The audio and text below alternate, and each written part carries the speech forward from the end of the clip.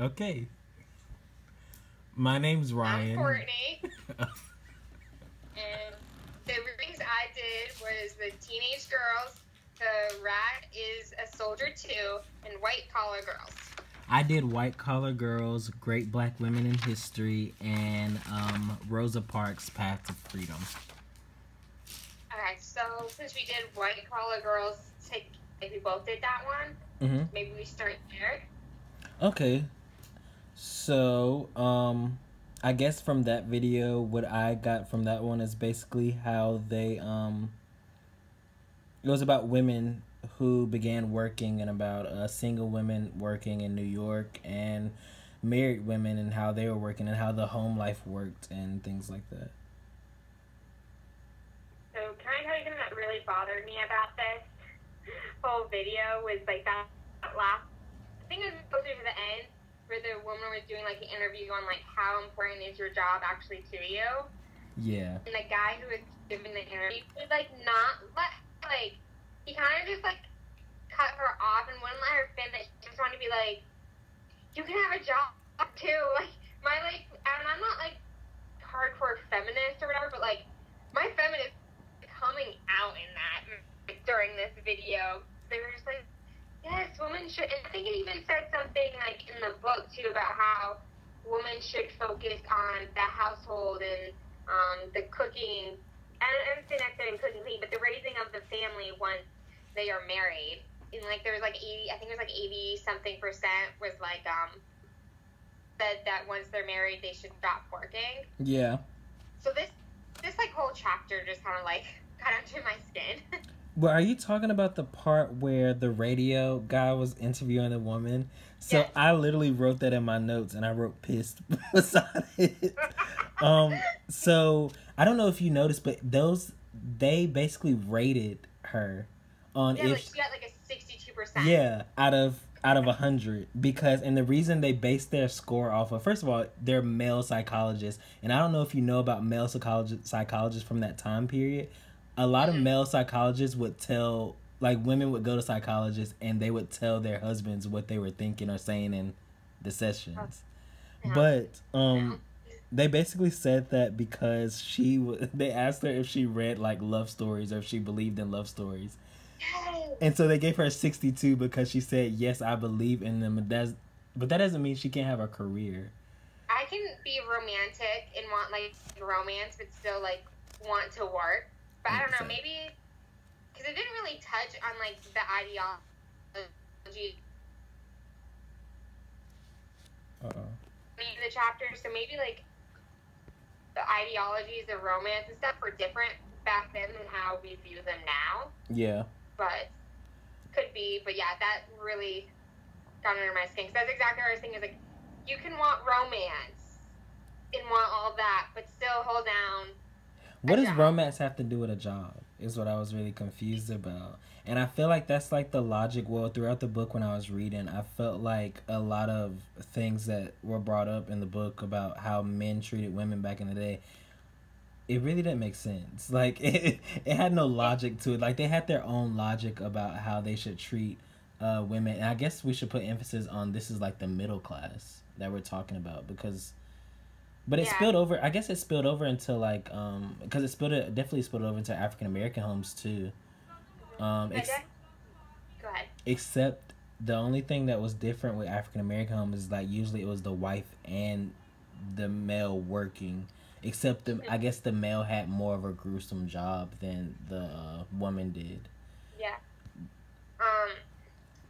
Yeah, I feel like the book touched the most on the middle class than like more than like the upper or lower class, or at least for these particular chapters that we read. Yeah. I don't know how you would tie it into your other two videos because I didn't watch the other two videos, but or at least the ones that you watched. But one thing I noticed in my videos is they all had like talked about fashion in some way, sense, or form, like. White collar girls wanted to work. It was nice that they had their own money to go out and like buy what they wanted, buy the clothes they wanted, and had like their own money to spend. And the teenage girls had a big sense, and like there's this whole thing about how like fashion was important to them and new designers came out just for fashion and the teenage girls. Yeah. And even in the Whack is the Shoulders 2 video, was talking about the new Women's Army Corps. They had this whole thing about how fashion was important to them and how they had particular, like, high designers designing their uniform, which to me is just crazy and insane because you're in the army, you're a soldier, why does it matter? But of course they didn't do combat or anything back then, but yeah, it was just crazy. There was that tie into fashion in every single one that I watched. But I feel like women would have had a different idea of what they could have been if the idea wasn't put into their head that that's all that they could be. It wasn't a lot of women who were in different fields. Men weren't allowing them to get into fields, especially after, I know in the book where they were talking about when World War II happened, I believe, and when men had to go to war, a lot of women had to step to the plate and do jobs that men would usually do, and they were doing them effectively, but as soon as men came back from war, factories. Yeah, they had to they basically put women back in the clerical jobs, which was, I mean, they took away their rights. So I think it was also a sense of they were teaching women that this is what you're supposed to do, and they weren't allowing women to open their eyes to, like, be better than. I guess I have to remember, like, this is happening, and I always forget, and it's like, in everything in history, I always forget kind of, like, the timeline. I'm like, oh, the Civil War happened a lot closer to how we're living now than I thought about it. And it's like the same with this. It's like, well, actually, the women's movement was still going during this time. Like, it really wasn't that long ago from this point in time that they're talking about here, that they just, like, gained the right to vote and, like, they really started working just in general in any job. Yeah. But so, like, you have to keep that in mind about back then. Could you tell in the videos that you watched that women's suffrage took a back seat to a lot of other issues that were going on in the world? Not so much in my... Maybe in the white-collar girls, yes, but the teenage girls, obviously, at that age, it wasn't anything. And they were literally specifically talking about teenage girls and what they thought, so that wasn't, like, in their mindset at all. Yeah. I mean, look, real, as a teenage girl, that was not in my mindset at all either. And the Whack is a Soldier too was kind of, it was a kind of a propaganda video to get other women into it, so it really wasn't mentioned in that one either, because they were trying to, like, oh, look, you get the fashion, you have all these opportunities to learn this, that, and the other, and we want you to work with us for a year before you resign to get married, and da-da-da, so they were trying to play up kind of all these, like, great things that you had the opportunity to do. In the white collar video, they explained how, like, Miss Frida Hennick was the first woman member of the Federal Communications Commission. I thought it was funny in that whole video, they went through different women who had these, like, significant jobs for the time period, but they only explained women in the fashion industry. Like, they went into deep detail about women in the fashion industry, but they didn't talk about how the other women got the jobs that they got. Because I thought that would have been more interesting than women in the fashion industry of that time period. Yeah. But I tied my videos together by, like, not by what was being talked about, but more about, like, how they approach different subjects. And it didn't really apply to white collar girls that much, because white collar girls was basically explaining, like, women and their jobs. But Great Black Women in History and the Rosa Parks Path to Freedom, the way in which they basically told the stories is they got interviews from historians or people who, you know, would be seen as, like, valuable, or their points would be valid, because they study on the points, specifically in the Great Black Women in History. First, they started out by talking about Ida B. Wells, and they basically read her diary. So that was, like, the facts behind all their statements, and, you know, all the conclusions they were drawing from were because of her diary. And in the Rosa Parks one, they actually got Rosa Parks, an interview with Rosa Parks, And they also had women who were on the bus that day that she got arrested. So I thought that was interesting. That's did I know in the book it kind of pointed out some compare and contrast between white women and black women during the time and the different jobs they held in that. Did you see it at all between watching the White Collar Girls and the other two videos that you watched? Well, the lifestyle was completely different. It was totally different. White women were fighting for different jobs, fighting for a job, period. Black women were fighting for civil rights, being black, and they were fighting for also a job. Like, they wanted better paying jobs. For example, well, I don't know, Ida B. Wells, she, at a young age, I think she was like 16, her parents died from yellow fever. So she basically started taking care of her siblings.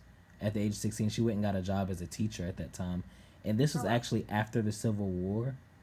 And it became a point in time, I think it was like 1877 in the South, like after Reconstruction and after the Civil War and all that, they basically overturned the law, which I never know this happened. They overturned the law and basically they could do whatever they want with black people again. So that was the more of the conversation when it came to black women, or from the things that I was looking at in the videos.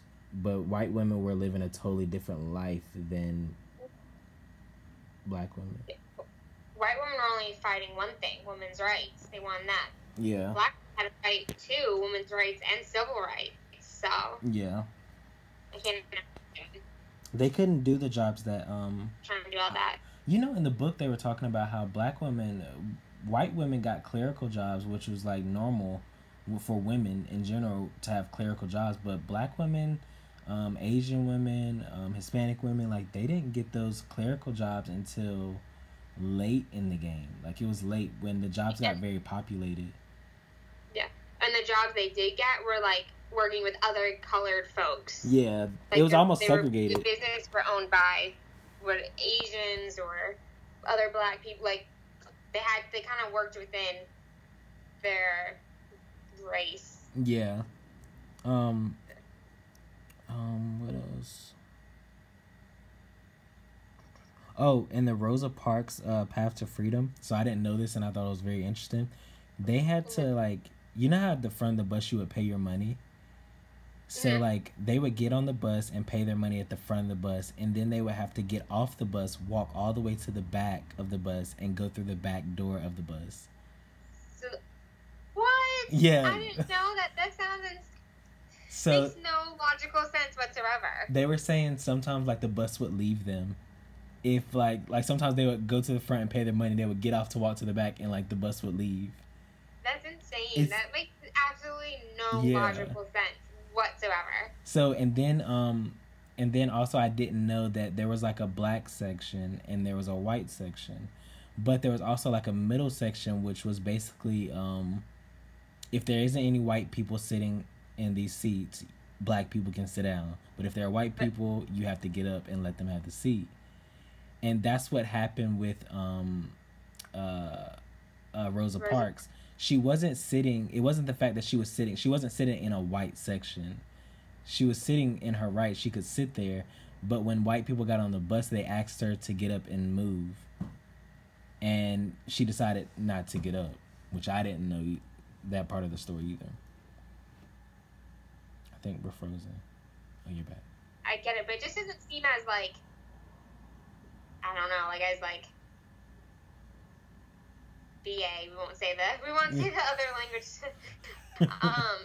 As, like, she's sitting in the white section. Yeah.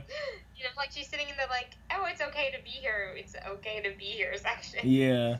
It seemed like it holds as strong to, like, oh, yeah, she could have been. She just didn't get up. Yeah.